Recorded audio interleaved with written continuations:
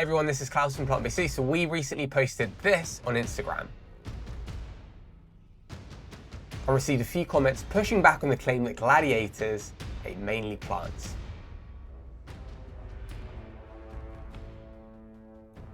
So, is this true? Let's take a look at what we know.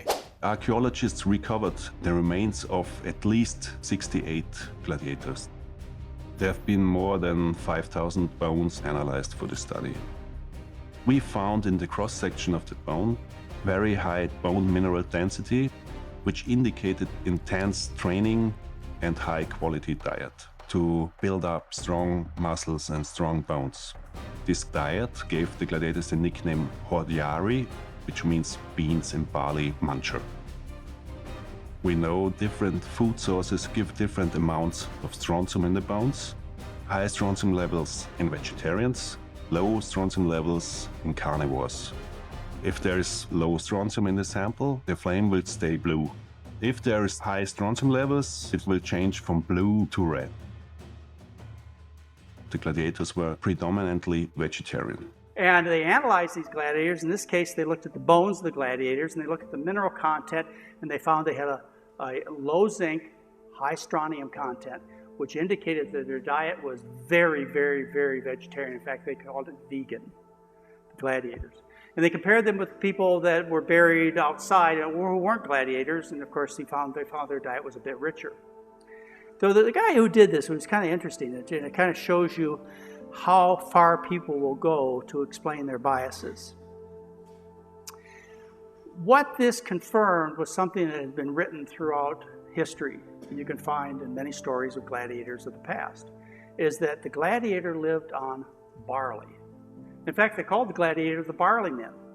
Now think about it for a minute. Your job is to fight and kill or you die. So are you going to make the effort to be as efficient as possible? Of course you are. And so the gladiators, they lived on the most efficient fuel that made them the strongest and the best fighters that they could possibly be.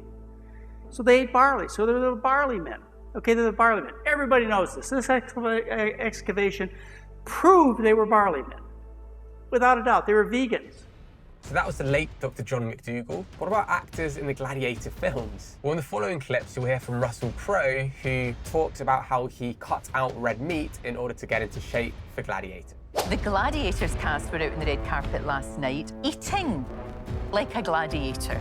Could be good for you. Gladiators have got historians talking about what real-life gladiators used to eat back in Rome. And actually, it's not what you might think it is. People often think meat and beef, chicken, all that protein. It's not that. They'd had a diet which was heavy on whole grains and legumes, which is music to my ears, because we're trying to get more people to eat plants like whole grains. Now, whole grains are grains that haven't had their outer layer removed, which contains a lot of that fiber, the carbohydrates and the proteins, which are really good for you.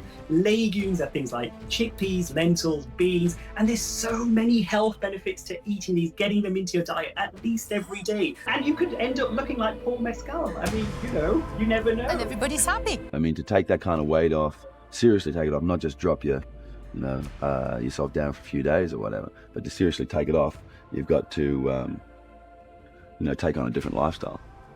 So then I went home to the farm where I live in Australia and just worked with the animals and started doing, just took on a whole different diet.